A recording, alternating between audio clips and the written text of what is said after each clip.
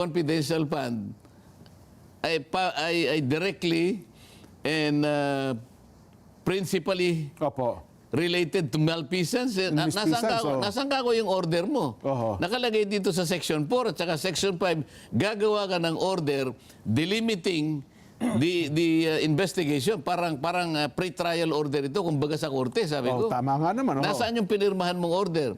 Kasi kanya wala ka rito. Basta't sinabi namin, merong jurisdiction. Hindi nga ganun na nakalagay, there should be a preliminary determination.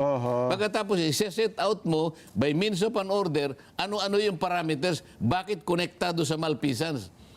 Malfeasance ba, non-feasance o misfeasance? Kailangan mong yan. Kailangan mo ipaliwanag. Nako. May pumunta. Alam mo naman yung mga agaw, may gumaganyan-ganyan na naman sa akin. Akala mo naman nakakaintindi yung mga yun. Yung isa, alam mo naman yun. Huwag na natin banggit.